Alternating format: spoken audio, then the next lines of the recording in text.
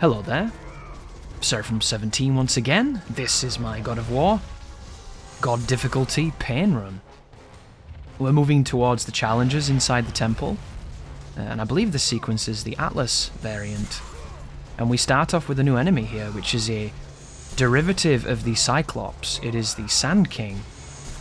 And this is one of my favourite enemies in the game.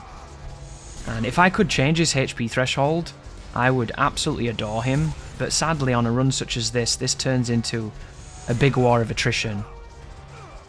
And you know the Cyclopses aren't that interesting when one of the best players playing this game currently speeds them up. It's an interesting thing, that, isn't it? And I'm usually someone who's really averse to speeding footage up because I just don't really like it unless it serves a purpose. But I know why people do it, especially in that context, because this is going to be a 5-minute fight of me essentially just spamming Spirit here and hitting them with Splash and controlling their mobility. And it's quite interesting, this, because I failed this a few times because they have this dashing move that has a lot of range. And if you let them do it, and if you don't roll at the right time, you're going to have a bad night. And it sucks because you do all of this, you do this minutes upon minutes of whacking these dudes. And then it all comes down to a misspaced technique, and then you give them a turn, and because the Cyclopses have a tendency to be unblockable, you get clipped by something, and it's all gone. And you never see the moments that are on the cutting floor, but they always exist, even for the greats. But I've been playing some Ghost of Sparta recently, and the first Cyclops fight in that game on its hardest difficulty is really funny, because he starts off with this incredibly forward-moving slam that has a huge hitbox. And I could not do anything to it except for roll. I tried my best. You know, I was really trying to use movement to get away from it, to get around it, and this man just whacked me real good. It was certainly something. And it turns out, I think the first hit that it does, its opening hit, is nigh unavoidable, unless you've got some interesting, like, high profile that I couldn't get to work by jumping or something. So I rolled the first hit, and then it enables you to get behind him, and when you get behind him, he just keeps doing the same two moves, which are really easy to avoid. So you beat his asshole up the whole time for like 3 minutes, and it's not that impressive at all. Which I thought is really strange, because these guys, when I tried to do movement to mess with these dudes, they didn't seem to care too much about that, and they seemed a lot more lethal. I don't know what it is about the Cyclopses in the main games as opposed to the PSP ones. I don't know if it's a difference in AI, a difference in aggression, but they don't fall for the same shenanigans as those kind of neutered ones do. So it definitely turns the best strategy against these fellas, it seems, to stun them consistently with anything that gets the flinch. And you can use Plume of Prometheus, you know? You can use the Spirit of Hercules if you want to. It'd be nice in this game if you could do a plume on anything, if it was like a modifier. Can you imagine that?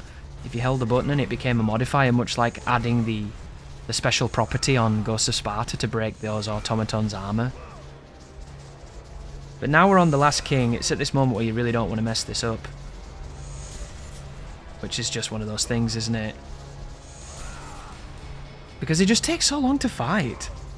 And I don't really get why.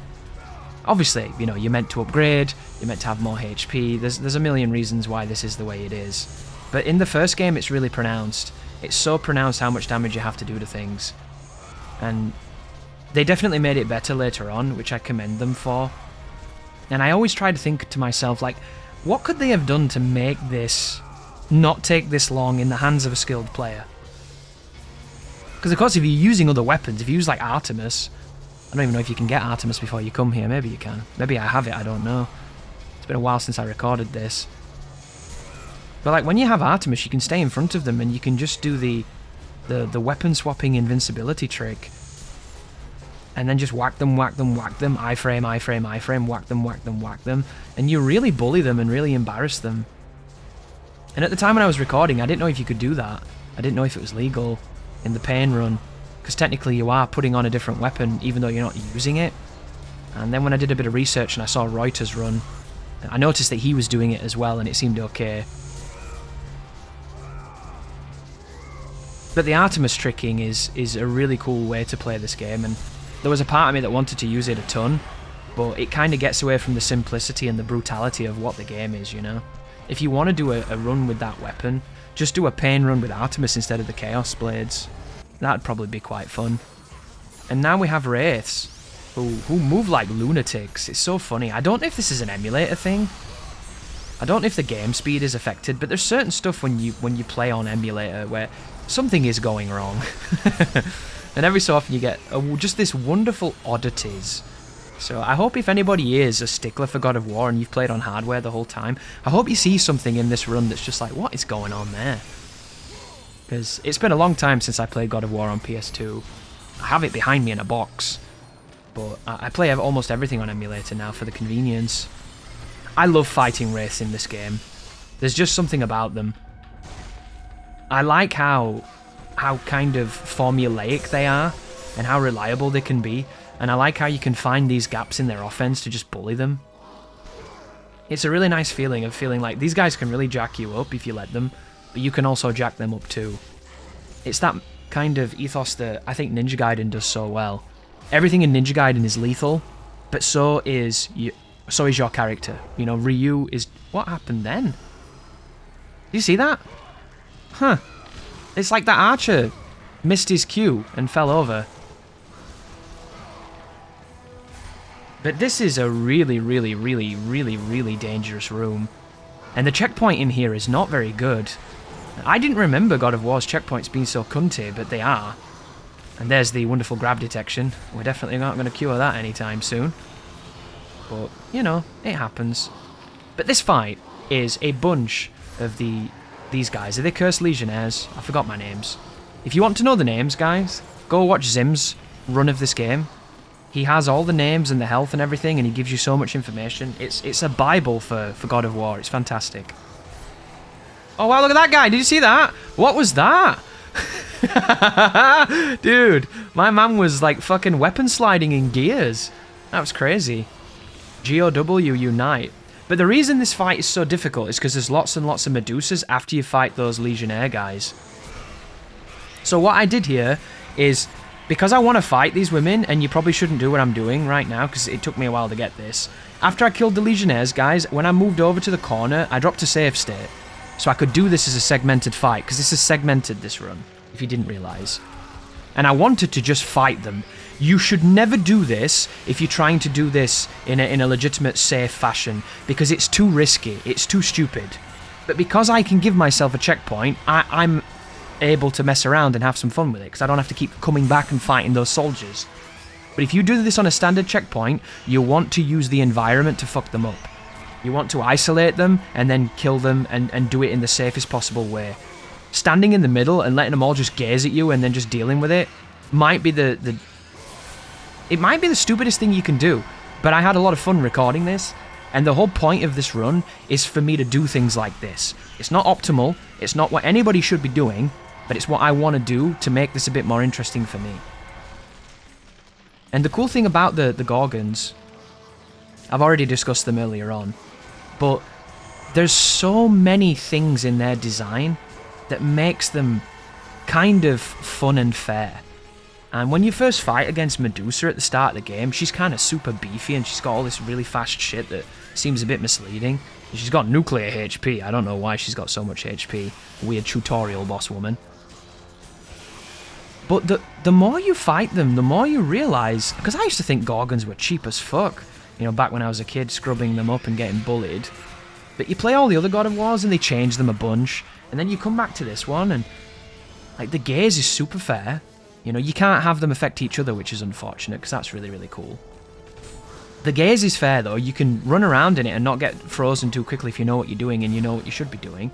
You can manipulate the fact that they are very eager to be bounced. You know, you can launch them with Ascension, you can launch them with a single triangle, you can launch them with a jumping triangle. You can put those people in the air and then do looped throws by jumping at them. Like, you can control the battlefield really effectively against that enemy. And just then, they throw so many at you, which is quite rare. It's just, I love that fight. I don't even remember that fight, but I really enjoyed recording it. Now we have the Legionnaires that have the armor on them. And these enemies are always one of those where they're not technically difficult, but the moment you overextend, they'll do a really fast attack and they'll hit you. So if you're trying to do no damage, which is what I'm trying to do in most of these fights, you will easily trade with a creature that's as aggressive as this, especially when you knock them down. When you're close to them, when you knock them down, they like to do a recovery spinning move. They've been practicing their invincible reversals, only they don't realize they don't have invincibility, so you can mess with them. But it gets a lot of priority, so be very careful when these guys are on the ground, because 10 to 1 they will use your aggression against you to try and come back with something stronger. But there's just so much stuff you can do to kind of counter it, by relaunching them, OTGing them, getting in the air and then bouncing them. It's such a satisfying game.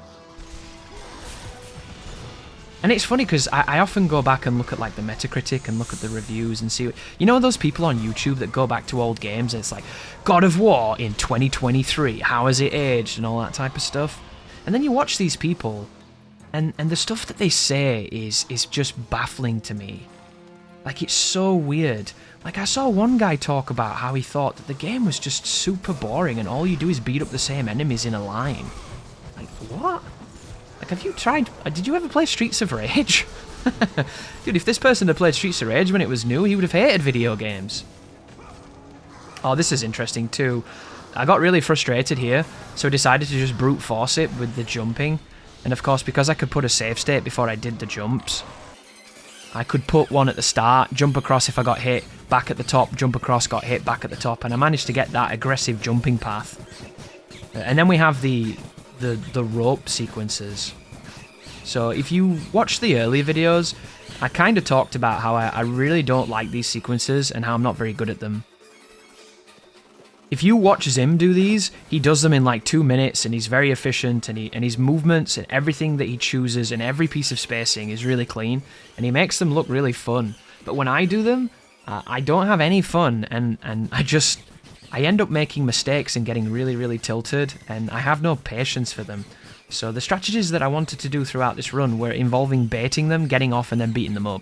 And as much as you get a really high combo here and it's pretty funny for about 30 seconds, it's really boring. And if I'd have left this in, guys, it was like 7 or 8 minutes of me doing this. And is it challenging to do no damage? Yeah, it is. It is challenging. But is it fun? Other than the novelty of like throwing people off? No, it's not. And I had a bit of a crisis of personality in my rope battles, because when I used to play this game, all I ever did is use circle. I just used to counter grab everybody and throw them off. But when I was trying to do it no damage, I kept getting hit, so I started doing the light attack instead. And I started playing really passively and just going for frame advantage. And it's kind of weird seeing that because it's not how I normally play. But here is a tutorial on the effectiveness of collision. And one of the things I didn't know here when I went into this encounter is just how good the spirit of... It's the Valor of Hercules, isn't it? The Valor of Hercules, the square combo with the square ender, has this pushback that has this ripple of collision as people fall backwards. And if you do it here, it pays dividends.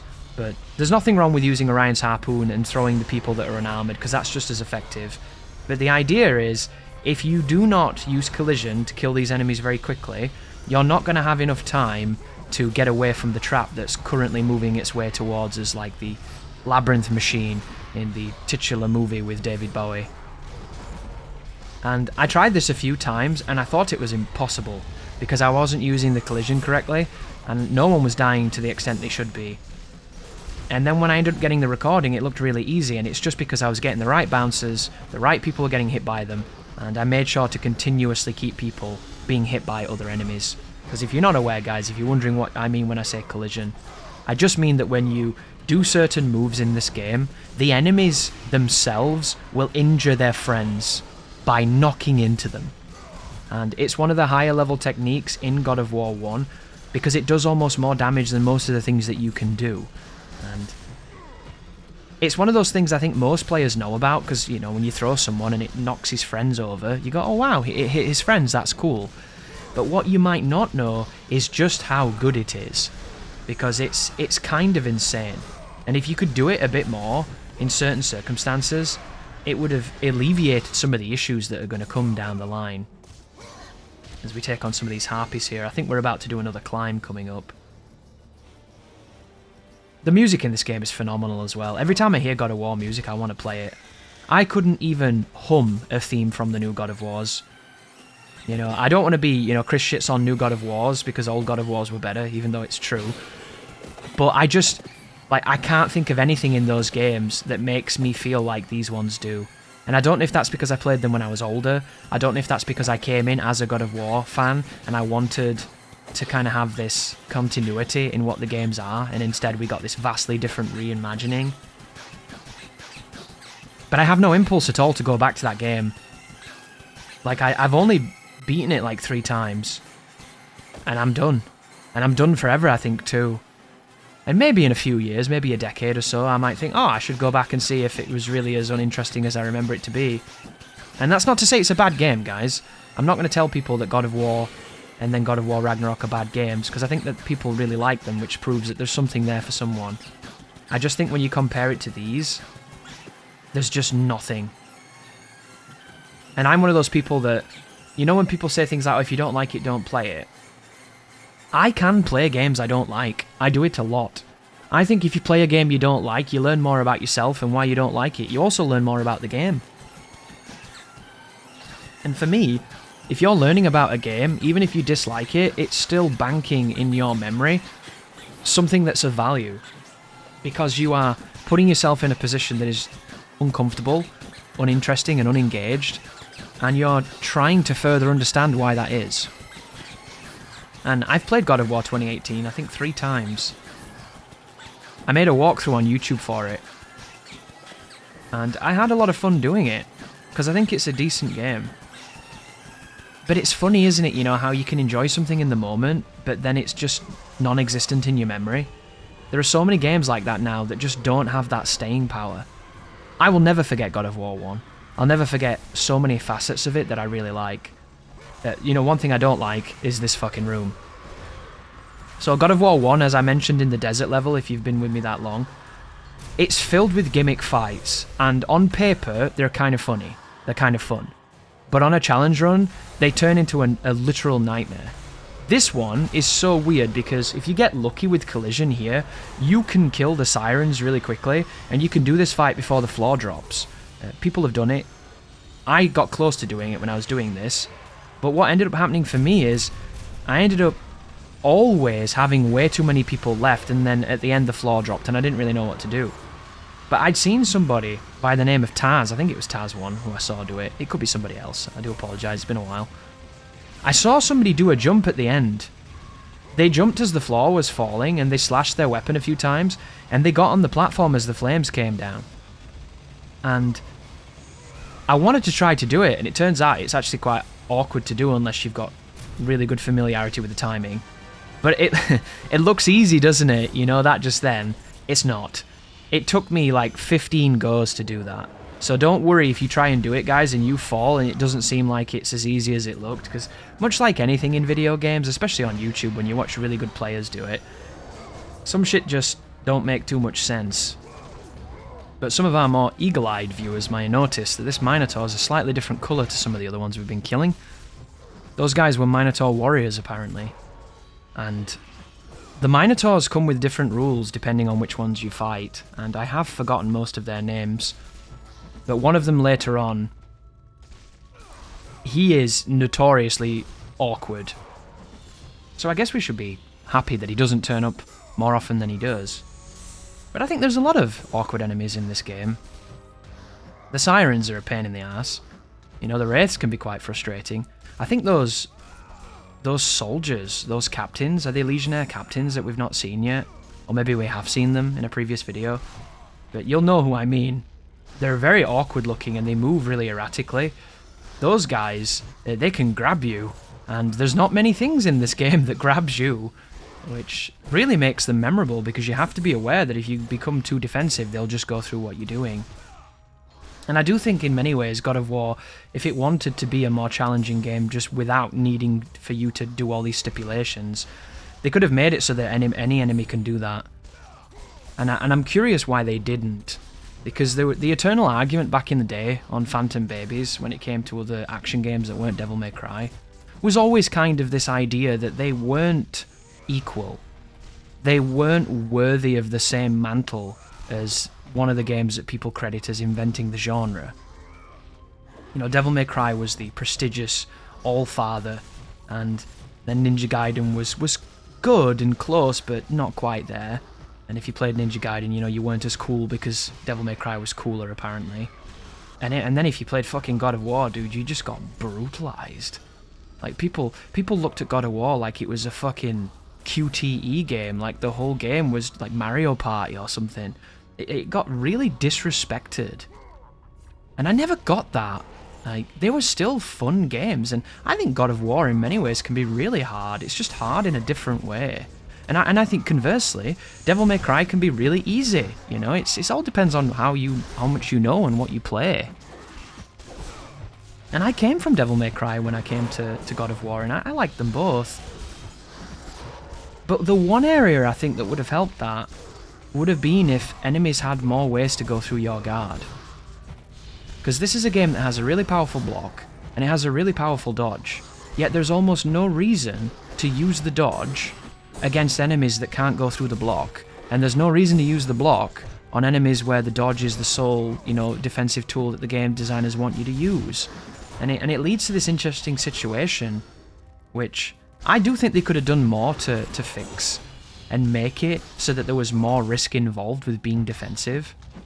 But I think part of this game's charm and part of its design is the fact that it was meant to be more accessible. It was meant to be for more players than just those hardcore elite, you know, master tier guys with great execution. And if you make everything go through the block, it just turns it into something closer to Ninja Gaiden, where you block in Ninja Gaiden and everybody licks their fucking lips. Thank you for watching, and you take care now.